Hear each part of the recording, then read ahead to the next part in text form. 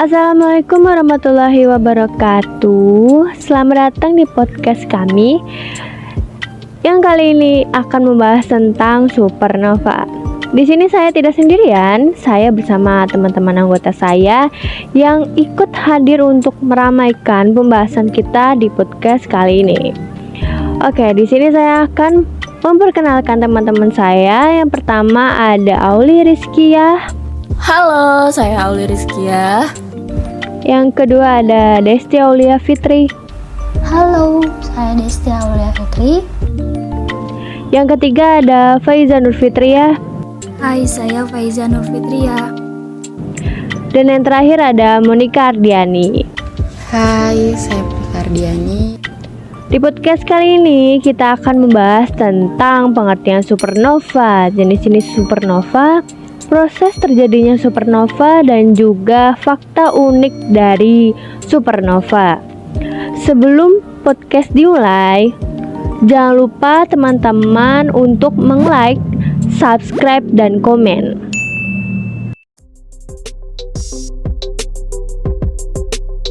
Supernova adalah ledakan dari suatu bintang di galaksi yang memancarkan energi lebih banyak dari nova.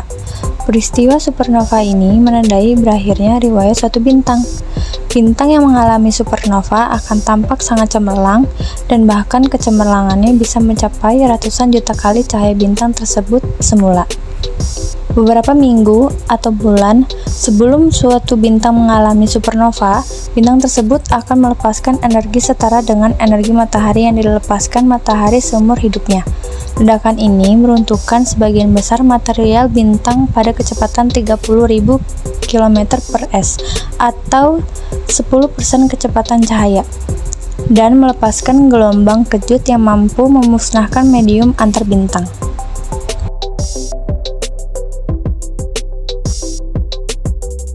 Oke teman-teman, selanjutnya saya akan membahas jenis supernova.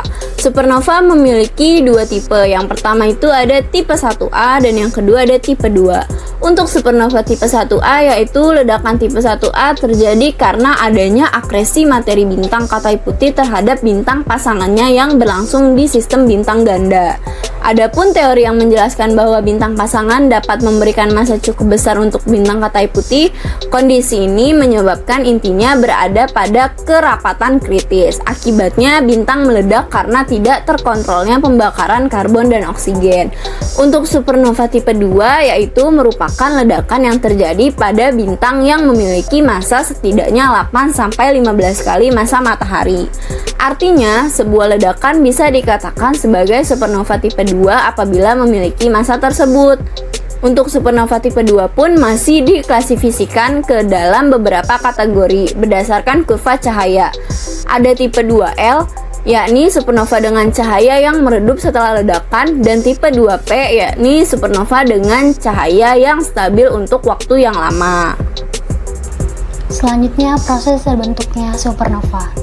Proses terbentuknya supernova karena adanya tekanan luar biasa akibat tarikan gravitasi pada bintang yang umurnya sudah berakhir. Bintang yang sudah berada pada masa akhirnya akan menyusut karena berhentinya fungsi nuklir, hingga nantinya tidak dapat menahan tekanan dari lapisan luarnya dan meledak. Fungsi nuklir merupakan bagian terpenting pada bintang, karena menghasilkan energi yang panas yang dapat memberikan tekanan terhadap lapisan luar melawan gravitasi, sehingga posisinya tetap. Ketika hidrogen inti bintang menurun, maka inti akan memanas hingga terjadinya fungsi nuklir helium menjadi karbon. Proses tersebut terjadi sampai massa bintang tidak cukup untuk proses fusi nuklir, sehingga membuat inti bintang terganggu dan hancur. Inilah yang menyebabkan terjadinya penyusutan bintang akibat gravitasi dan meledak sebagai supernova. Lalu selanjutnya fakta unik mengenai supernova. Jadi yang pertama itu ada supernova sangat cerah sehingga membutuhkan waktu beberapa minggu atau kadang-kadang berbulan-bulan sampai kecerahannya memudar. Dan yang kedua, saat supernova meledak, mereka menembak miliaran atom di setiap arah sehingga menciptakan nebula warna-warni. Dan yang ketiga, material yang terlempar di bintang yang meledak memiliki kecepatan sangat tinggi mencapai 30.000 km per detik.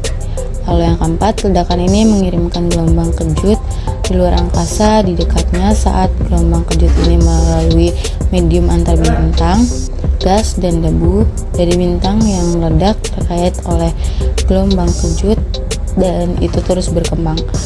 Struktur luas ini dikenal sebagai sisa supernova. Lalu yang terakhir, mengenai fakta unik mengenai supernova, tidak semua bintang meledak menjadi supernova. Matahari kita tidak akan meledak menjadi supernova. Bintang yang meledak menjadi supernova harus memiliki massa 10 sampai 100 kali lebih besar dari matahari kita. Yang keenam, bintang yang meledak mungkin berakhir menjadi sebuah lubang hitam dan nebula. Namun, jika bintang tidak terlalu besar, ledakan supernova akan berakhir sebagai bintang neutron dan nebula. Lubang hitam sangat besar dan menarik apapun yang berjarak sekitar 93 juta kilometer darinya. Itu adalah jarak bumi dari matahari.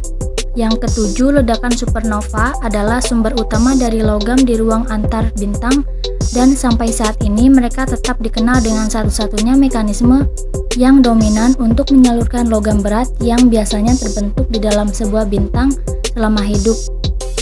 Mereka melalui reaksi fusi nuklir. Yang keenam, supernova terbaru yang terjadi di Bima Sakti yang kita tahu adalah G1.9 plus 0,3 yang baru-baru ini dikonfirmasi oleh Observatorium Chandra X-ray. Supernova ini terletak di daerah berdebu dari Bima Sakti dan tidak terlihat oleh pandangan kita. Yang kesembilan, pada tahun 1054 AD, astronom Islam dan Cina mengamati dan mendokumentasikan supernova. Supernova itu sangat terang sehingga terlihat di siang bolong. Crab Nebula atau nebula kepiting atau Messier 1 yang kita lihat sekarang adalah hasil dari ledakan supernova tahun 1054 AD. Yang ke-10, bintang terdekat bumi yang akan menjadi kandidat supernova adalah Betelgeuse. Supergiant merah berjarak sekitar 640 tahun cahaya dari bumi, dan Ika Pegasus A yang berjarak hanya 150 tahun cahaya dari bumi dan terletak di konstelasi Pegasus.